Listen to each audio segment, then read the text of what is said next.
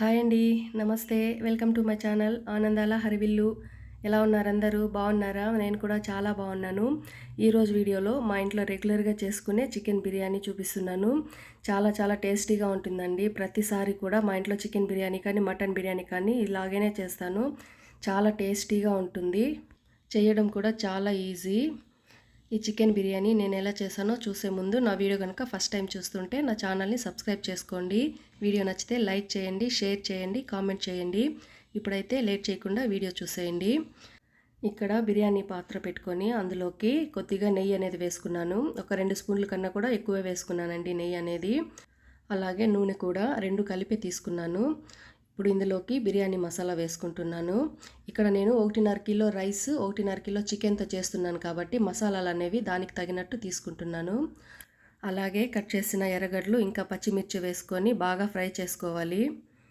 మా ఇంట్లో ప్రతిరోజు కూడా నాన్ వెజ్ ఉండాలంటాను కదా, అందులో ఈ బిర్యానీ అయితే వారంలో 2 రోజులు ఖచ్చితంగా ఉంటుంది. చికెన్ బిర్యానీ అయినా సరే, మటన్ బిర్యానీ అయినా సరే వారంలో 2 రోజులు ఖచ్చితంగా చేస్తాము. ఒక్కరోజు మిస్ అయినా సరే వారంలో కంపల్సరీ ఒక్కసారైనా బిర్యానీ అనేది ఉంటుంది. అందులో ఈ బిర్యానీ అయితే కంపల్సరీ. చాలా బాగుంటుందండి, చాలా టేస్టీగా ఉంటుంది. చేయడం కూడా చాలా ఈజీ. దమ్ బిర్యానీ అయితే చాలా తక్కువగా చేస్తానండి. ఈ బిర్యానీ అయితే రెగ్యులర్గా చేస్తూనే ఉంటాను. ఇలాగా పుదీనా వేసుకొని ఫ్రై అయిన తర్వాత అందులోకి అల్లం తెల్లగడ్డ పేస్టు ఫ్రెష్గా రుబ్బుకునింది వేసుకుంటున్నాను. అల్లం తెల్లగడ్డ పేస్టు ఫ్రెష్గా రుబ్బింది వేస్తే టేస్ట్ చాలా బాగుంటుంది. ఇదంతా కూడా పచ్చివాసన పోయేదాకా ఫ్రై అవ్వాలి. ఇందులోకి టమాటోలు చిన్న సైజుది 2 వేసుకున్నాను. చాలా తక్కువగా వేసుకుంటున్నానండి. టమాటోలు బిర్యానీకి తక్కువగా వేసుకోవాలి. అలాగే దాని ప్లేస్లో పెరుగు అనేది వేసుకున్నామంటే టేస్ట్ బాగుంటుంది. మనం టమాటోలు ఎక్కువగా వేసుకుంటే బిర్యానీ టేస్ట్ అంతగా బాగుండదు. ఇప్పుడు ఇవి కొంచెం ఫ్రై అయిన తర్వాత ఇందులోకి ముందుగా క్లీన్ చేసి పెట్టుకున్న చికెన్ని వేసుకుంటున్నాను. ఈ చికెన్ అంతా కూడా మసాలాలో బాగా కలిసి కొంచెం సేపు బాగా ఫ్రై అవ్వాలి. మూత పెట్టేసి మధ్య మధ్యలో కలుపుతూ ఫ్రై చేసుకుంటే కింద అడుగు మాడిపోకుండా ఫ్రై అవుతుంది. కొంచెం సేపు ఫ్రై అయిన తర్వాత ఇందులోకి పెరుగు అనేది వేసుకుంటున్నాను. ఫ్రెష్ పెరుగు వేసుకుంటే టేస్ట్ చాలా బాగుంటుంది.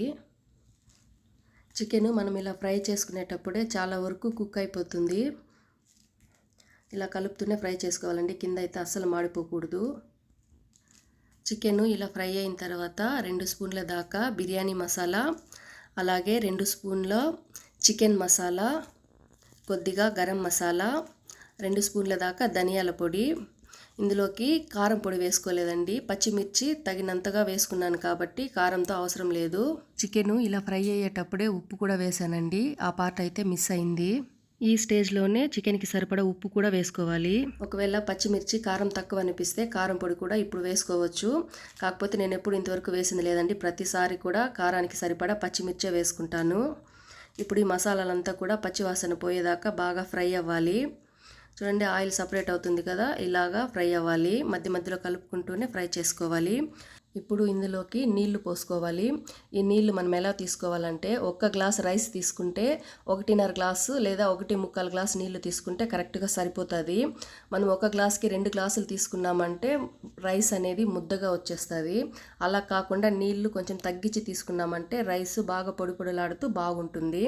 అందుకని చెప్పేసి 1 గ్లాస్ రైస్కి 1.25 గ్లాసు నీళ్ళు తీసుకున్నాను. ఇప్పుడు ఒకసారి ఉప్పు చెక్ చేసుకొని తగినంత ఉప్పు వేసుకోవాలి. ఆల్రెడీ ఫ్రై చేసేటప్పుడే నేను ఉప్పు అనేది వేశాను. అందుకని ఇప్పుడు కొంచెం తక్కువ అనిపిస్తే మళ్ళీ ఉప్పు వేసుకున్నాను. చివరిగా ఇందులోకి ఫుడ్ కలర్ వేసుకొని కలిపి మూత పెట్టేసి నీళ్లను బాగా తెరల కాగనివ్వాలి. చూడండి, నీళ్లు కూడా బాగా తెరులుతున్నాయి కదా. ఇప్పుడు ఇందులోకి ముందుగా కడిగి నానబెట్టుకున్న బియ్యాన్ని నీళ్లు లేకుండా వేసుకోవాలి. నేను బియ్యము 1 అవర్ ముందే కడిగి నానబెట్టాను. చూడండి, మొత్తం బియ్యం వేసుకున్న తర్వాత గబగబా కలిపేయకుండా నెమ్మదిగా కలుపుకోవాలి. రైస్ అనేది విరిగిపోకుండా ఉంటుంది. ఇలా కలిపి మూత పెట్టేసి మంటను మీడియం ఫ్లేమ్లో పెట్టేసి ఒక 15 నిమిషాలు పెట్టేయాలి. 15 నిమిషాల తర్వాత నేను ఇక్కడ మందంగా ఉండే పెనం ఒకటి పెట్టేసి దాని మీద బిర్యానీ పాత్రను పెడుతున్నాను. కింద అడుగు మాడిపోకుండా ఉంటుంది అందుకనేసి. ఈ పెనం అయితే దీనికోసమే సపరేట్గా పెట్టేశానండి. ఇంకా దీనికి తప్ప వేరే దేనికి వాడను. చూడండి 15 నిమిషాల తర్వాత రైస్ అనేది ఇలా కుక్ అయింది కదా. ఇప్పుడు ఒకసారి నెమ్మదిగా కింద ఉండే రైస్ అంతా కూడా పైకి వచ్చేలాగా ఇలా కలుపుకొని మళ్ళీ మూత పెట్టేసి మంటను లో ఫ్లేమ్లోకి టర్న్ చేసేసి ఇంకొక 15 నిమిషాలు అలా వదిలేయాలి. రైస్ ఇలా కలిపేటప్పుడు చాలా నెమ్మదిగా కలపాలండి, విరిగిపోకుండా. రైస్ని ఒకేసారి దమ్ చేసేయకుండా ఇలా కలపడం వల్ల రైస్ అంతా కూడా ఈవెన్గా కుక్ అవుతుంది, బిర్యానీ చాలా బాగుంటుంది. చివరిగా మళ్ళీ ఒకసారి రైస్ని ఇలా కలుపుకోవాలి, కిందుండే రైస్ అంతా కూడా పైకి వచ్చేలాగా. రైస్ అయితే ఎక్కడ విరిగిపోలేదండి, చాలా నెమ్మదిగానే కలుపుతున్నాను. చివరిగా మొత్తం ఇలా ఈవెన్గా చేసుకొని దీని మీద మనము దమ్ బిర్యానీకి ఎలాగైతే వేస్తామో అలాగే కట్ చేసిన పుదీనా, కొత్తిమీర వేసుకొని దీని మీద ఫ్రై చేసిన జీడిపప్పు వేసుకుంటున్నాను. జీడిపప్పు అంటే మా ఇంట్లో బాగా ఇష్టంగా తింటారు కాబట్టి కొంచెం ఎక్కువగానే వాడతానండి.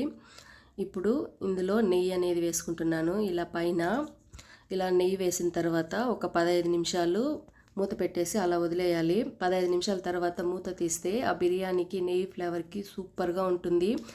ఆ స్మెల్కే మనకు బిర్యానీ తినాలనిపిస్తుంది, అంత బాగుంటుంది. ఇక్కడ నేను పాత్ర కింద పెనం అనేది పెట్టాను కదా, అందుకనే రైస్ కుక్ అవ్వడానికి కొంచెం టైం పట్టింది, 15 నిమిషాలు అలాగా. లేదంటే ఇంకా తొందరగానే కూడా కుక్ అయిపోతుంది. చూడండి రైస్ అంతా కూడా పొడి పొడిలాడుతూ వచ్చింది. చూసారు కదండి ఈ వీడియో కనుక నచ్చితే నా వీడియోని లైక్ చేయండి, నా ఛానల్ని సబ్స్క్రైబ్ చేసుకోండి. ఇంకో మంచి వీడియోతో మళ్ళీ కలుద్దాం. Thank you for watching. Bye అండి.